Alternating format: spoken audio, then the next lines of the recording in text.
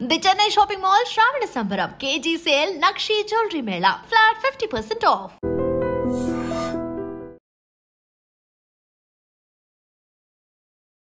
Ladies and gentlemen, welcome to iDream media. నేను Priyadarshan. So ఈరోజు మనం ఏ మూవీ గురించి మాట్లాడుకోబోతున్నాం అంటే, బేసికల్లీ కన్నడ ఇండస్ట్రీలో ముగ్గురు పిల్లర్లు అంటూ ఉంటారు. రాజ్బీ శెట్టి, రక్షిత్ శెట్టి, రిషబ్ శెట్టి. సో వాళ్ళలో ఇప్పుడు రాజ్బీ శెట్టి మనకి ఇప్పటివరకు తెలుగులో సుపరిచితులు అంత కాదు. ఐ మీన్ టోబీ అనే ఒక సినిమా తెలుగులో వచ్చింది, బట్ ఇప్పటివరకు సిల్వర్ స్క్రీన్ మీద ఆయన సినిమాలు మనం అంతగా విట్నెస్ చేయలేదన్నమాట. సో ఫస్ట్ టైం ఆయన ప్రొడ్యూసర్గా ఆయన ఒక గెస్ట్ రోల్ చేసి సూ ఫ్రమ్ సో అనే ఒక సినిమా వచ్చిందనమాట. హిలేరియస్ కామెడీ హారర్ ఫిల్మ్ అని అంటున్నారు. రివ్యూస్ అయితే చాలా పాజిటివ్గా వస్తున్నాయి. సో ఆ ఫిల్మ్ చూసిన మనతో పాటు ఉన్న ఫిల్మ్ అనలిస్ట్ శ్రీనివాస్ గారు ఉన్నారు. మాట్లాడదాం అసలు ఏం చెప్తారు ఆ సినిమా గురించి. హాయ్ శ్రీనివాస్ గారు. హలో అండి. బాగున్నారా? సో ఫస్ట్ ఆఫ్ ఆల్ ఏమనిపించింది అంటే, రాజ్బీ శెట్టి గారి గురించి మనం ఎప్పటి నుంచో వింటూ ఉన్నాం.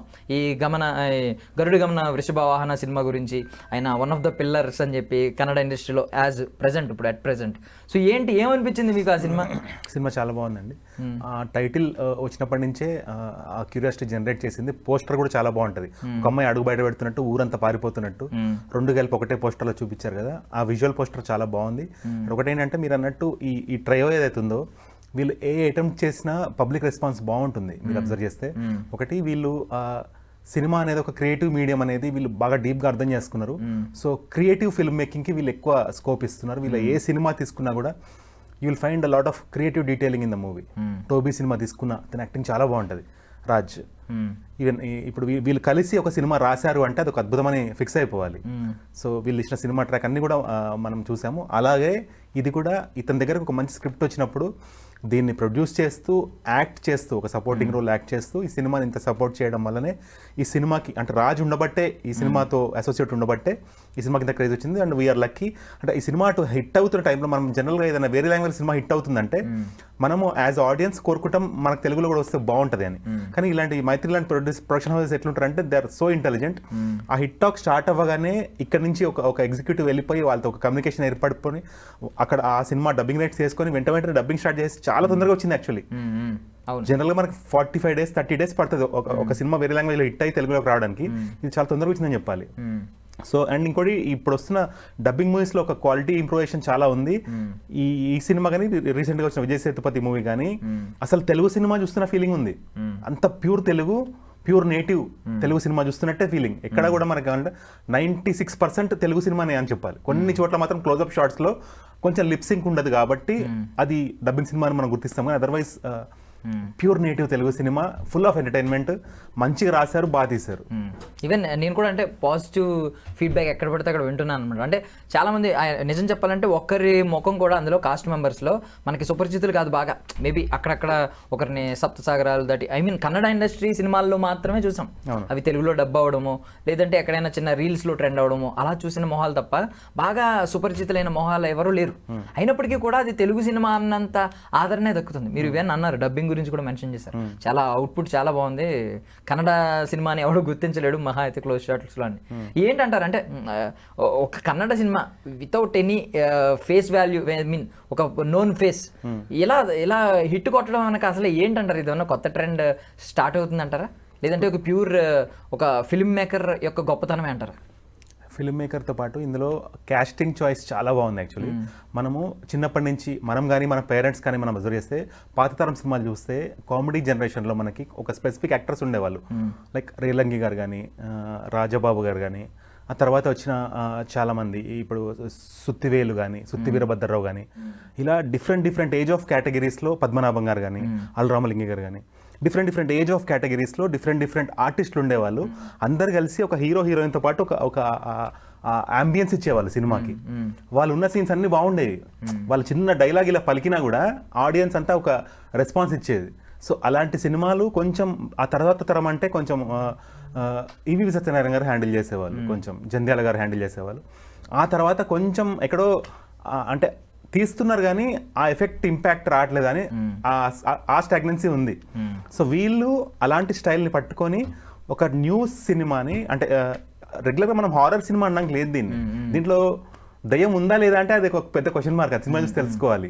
కానీ ఆ హారర్ ఎలిమెంట్ని, ఫియర్ ఎలిమెంట్ని చాలా డిఫరెంట్ ఇలా కూడా తీయచ్చా, ఒక సినిమాని ఇలా కూడా తీయచ్చా, ఫియర్ అనే ఎలిమెంట్ని పెట్టుకొని ఇంత స్క్రీన్ ప్లే ఆడొచ్చా అనేది భలే రాశారు, భలే తీశారు. సినిమాలో కనిపించే ప్రతి పాత్ర కూడా అసలు ఈ సినిమా కోసం పుట్టారు అన్నట్టు ఉన్నారు వాళ్ళు. ఆ ఊర్లో నిజంగా వాళ్ళు ఆధార్ కార్డులతో ఉన్నారేమో అనిపించే అంత బిలీవబిలిటీ ఉంది సినిమాలో. అంత నమ్మేస్తాం మనం సినిమాని. కొన్ని క్యారెక్టర్స్ అయితే అంటే ఫన్ ఎలా ఉంటాయంటే వెరీ వెరీ రిలేటబుల్. మనం ఏదైనా ఫంక్షన్కి వెళ్ళినప్పుడు కొంతమంది చూస్తాం టాప్ టు బాటమ్ ఇస్త్రీ ఉంటుంది వాళ్ళ డ్రెస్. కొంచెం ఏదన్నా ఎవరన్నా చేయబడి కొంచెం నలిగినా వాళ్ళు అప్పటికప్పుడు వెళ్ళి ఇస్త్రీ చేయించుకొని రావడము, ఇలాంటి క్యారెక్టర్స్ పెట్టారు. ఒక పెళ్లిలో ముఖ్యమైన ఘట్టాలన్నీ అవాయిడ్ చేసేసి కరెక్ట్ డ్రింక్ టైంకి వచ్చి హడావిడి చేసుకుంటూ డ్రింక్ దగ్గరికి వచ్చి కూర్చొని పడిపోయే పాత్ర కానీ, ఇలా వెరీ వెరీ రిలేటబుల్ క్యారెక్టర్స్ ఉన్నాయి. సో మచ్ రిలేటబుల్ కామెడీ ఉంది. Totally situational comedy, one liners comedy లేదు, సిచ్యువేషనల్ కామెడీ. ప్రతి సిచ్యువేషన్ లోంచి కామెడీ పండి దాన్ని అసెండింగ్ ఆర్డర్ లో తీసుకెళ్లి వదులుతున్నారు. అది చాలా బాగుంది ఆ ప్యాటర్న్. సో బేసికలీ ఇలాంటి డబ్బింగ్ సినిమాల్లో వచ్చే కొన్ని ప్రాబ్లమ్స్ ఏంటంటే కల్చరల్ డిఫరెన్స్ ఎక్కడైనా కనిపించినా కొంచెం మన వాళ్ళు కొంచెం అప్పుడు దాకా ఇన్వాల్వ్ అయిన వాళ్ళు కూడా ఇది మన సినిమా కాదు అని కొంచెం డీవియేట్ అయ్యే ఛాన్స్ ఉంటుంది. లేదు అంటే ఈ పాటల విషయంలో కొన్ని సినిమాలు అద్భుతంగా ఉంటాయి పాటలు. ఈవెన్ ఇది తెలుగు పాటేనా కాదా అని ఎవడు డివైడ్ చేయలేడు. ఇది తమిళ్ డబ్బింగ్ అదే కన్నడ నుంచి డబ్బు అయిందా లేదంటే మలయాళం నుంచి డబ్బు అయిందా అని ఎవడు ఊహించలేడు. కొన్ని మాత్రం క్లియర్లీ తెలిసిపోతుంది ఏంట్రా లిరిక్స్ ఏంట్రా అసలు సంబంధమే లేదు, ఏదో మ్యూజిక్లో ఇంక్లూడ్ చేసి పంపించారని. బట్ మనం కన్నడలో చూసుకుంటే నాకు తెలిసి KGF, సప్తసాగరాలు దాటి, కాంతారా ఇవేవి కూడా ఈ పాటలన్నీ కూడా అద్భుతంగానే ఉన్నాయి, మన తెలుగు పాటలలాగే ఉన్నాయి. మరి ఈ విషయంలో ఏంటి ఇందులో పాటలు ఉన్నాయి అసలు ఉంటే ఎలా ఉన్నాయి? అసలు ఉన్నాయి, సిచ్యువేషనల్ సాంగ్స్ ఉన్నాయి, తెలుగు సాంగ్స్ లానే ఉన్నాయి. ఎక్కడ మీకు రెండు సినిమాల్లో నేను చాలా డ్రాస్టిక్ ఇంప్రూవ్మెంట్ చూసాను. రీసెంట్ గా వచ్చిన సర్ మేడం ఒకటి, ఇదొకటి. పాటలు కూడా తెలుగు పాటలానే ఉంది. సాహిత్యం బాగుంది, మ్యూజిక్ బాగుంది, బాగా డెలివరీ చేస్తారు. Good work actually. అంటే ఒక మంచి టీం వర్క్ కి ఇది ఒక బెస్ట్ లివింగ్ ఎగ్జాంపుల్ ఈ సినిమా. ఒక టీం అంతా కలిసి ఒక పాజిటివ్ మోటివేషన్ తోటి, team of technicians, team of actors, మనం ఒక మంచి సినిమా తీద్దాము, సక్సెస్ ఆడియన్స్ ఇస్తారనే ఒక ఇంటెన్షన్తో తీసినట్టు అనిపించింది. ఒక జెన్యూన్ హంబుల్ ఇంటెన్షన్ తోటి. ఈవెన్ ఇక్కడ వచ్చినప్పుడు కూడా ఈవెన్ ప్రెస్ మీట్లో వెన్ పీపుల్ ఆస్క్డ్, మన మీడియా వాళ్ళందరూ అడిగినప్పుడు his replies for so humble. మీరు ఇంత స్టార్స్ కదా, మీకు ఇంత స్టార్ వాల్యూ ఉంది, మరి మీ పైన మీరు జోక్స్ వేసుకుంటున్నారు సినిమాలో అంటే, we never treat ourselves as stars. ఇప్పుడు రాజ్ శెట్టి వీళ్ళు ఒకరికొకరు మేము ఫ్యాన్స్, మేము ఒకటి రాసుకుని దాన్ని చాలా ఎంజాయ్ చేస్తాము, హిలేరియస్గా ఎంజాయ్ చేస్తాము. ఆ ఎంజాయ్ చేసే నేచర్ ఉంది కాబట్టి ఇలాంటి ఎంటర్టైనింగ్ సినిమా ఇవ్వగలుగుతున్నాము. మాకు సీక్వెల్స్ తీయాలని లేదు, వీఆర్ క్రియేటివ్ పీపుల్.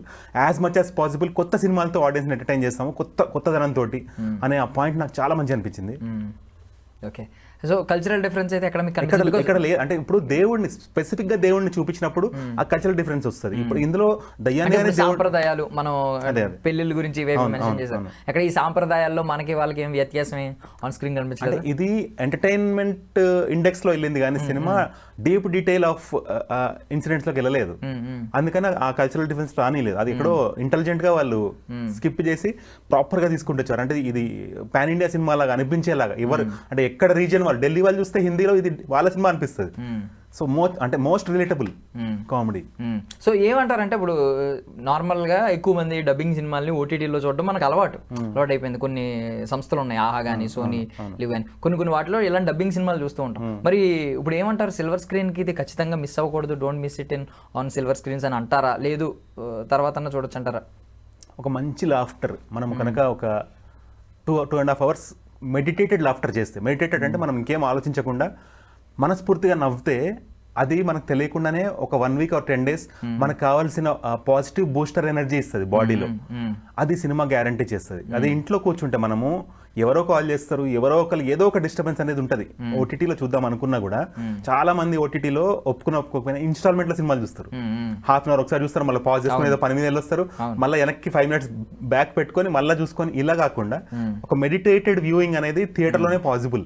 వాళ్ళు ఇచ్చే సౌండ్ క్వాలిటీ ఎంజాయ్ చేస్తూ ఆ పిక్చర్ ఎంజాయ్ చేయడం అనేది, ఆ 2.5 hours నాన్ స్టాప్ ఆ హిలేరియస్ రైడ్ అనేది థియేటర్ లో పాసిబుల్. కాబట్టి ఇంకోటి, ఈ 40-50 days ఎందుకు వెయిట్ చేయడం? ఇంత మంచి సినిమా వచ్చినప్పుడు మనం ఎందుకు కంట్రోల్ చేసుకుని ఆపుకునేది? జస్ట్ అంటే టికెట్ ప్రైస్ కూడా ఏం హైక్ చేయలేదు, జస్ట్ 200 rupees లో మనం వెళ్ళి ఇంత బాగా ఎంజాయ్ చేయొచ్చు అన్నప్పుడు ఫ్యామిలీ వెళ్ళి హ్యాపీగా ఎంజాయ్ చేయొచ్చు. సో ఈ డీప్ లాఫ్టర్ థెరపీ కావాలంటే 200 పెద్ద ఎక్కువేం కాదు. Stress buster for corporates and all hard working people. ఇంకోటి, ఈ సినిమాలో ఆ రవణ అనే పాత్ర ఎంత బాగా డిజైన్ చేశారంటే, మనం లిటరలీ అంటే యాక్టర్ మనకు తెలియకపోయినా we literally fall in love with that character. అంటే ప్రతి పాత్రకి ఆ పాత్రతో కనెక్టివిటీ. అతని ఊర్లో ఏ సమస్య ఉన్నా కూడా ఫస్ట్ నిలబడే వ్యక్తి, తన లైఫ్ని పక్కన పెట్టేసి, తన సుఖాలు, తన అంబిషన్, తనకేం కావాలని పక్కన పెట్టి ఎప్పుడు కూడా ఊరికేం కావాలని నిలబడే వ్యక్తి, అతను ఎవరినైనా ఎదిరించగలుగుతాడు, ఎవరినైనా కొట్టగలుగుతాడనే ఒక డామినేషన్ ఉన్న వ్యక్తి అతనికి కూడా ఈ ఫియర్ ఎలిమెంట్, ఈ హారర్ ఎలిమెంట్ ఎలాంటి కష్టాలు తెచ్చిపెడతాయి, ఎలాంటి విచిత్రమైన ఇన్సిడెంట్స్ ఉంటాయి అనేది ఈ కామెడీ పండించారు. అయితే సినిమా అంతా కామెడీ అని చెప్పడానికి లేదు. ఫస్ట్ హాఫ్ అంతా కామెడీ ఉంది, సెకండ్ హాఫ్లో సగం వరకు కామెడీ ఉంటుంది. అక్కడి నుంచి ఎమోషనల్ ట్రాక్ తీసుకొని లాస్ట్కి టువర్డ్స్ క్లైమాక్స్ ఒక మంచి సోషల్ రిలవెంట్ మెసేజ్ ఇచ్చారు. Very strong social message.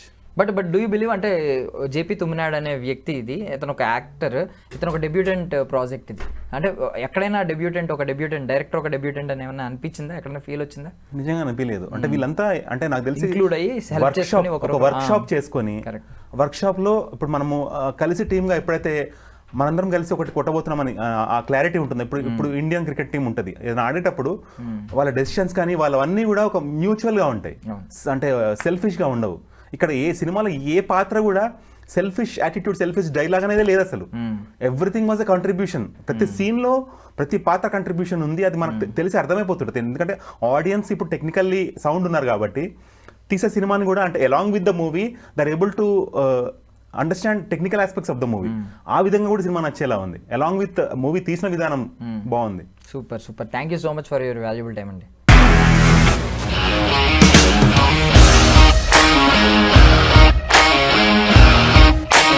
ఇండస్ట్రీలో కమిట్మెంట్ ఇష్యూస్ వస్తే నీకు కూడా వచ్చినట్టు? మార్నింగ్ తీసుకెళ్ళాడంటే కొట్టి పడేస్తాడు.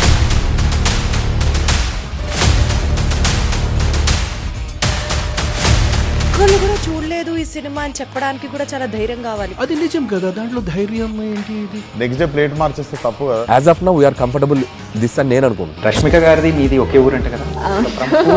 నీకు కోపం వచ్చిందంటే బాగా తిట్టేత్తరా? తిట్టేద్దామండి. నిజంగా గేమ్ ని ఎలా చేంజ్ చేయగలిగారు? ఏపీఎస్ఎఫ్సి వాళ్ళకి 6 నెలల్లో నేను 6 లక్షలు కట్టా. బిజినెస్ చేయాలనుకుంటే it is as difficult as riding a tiger.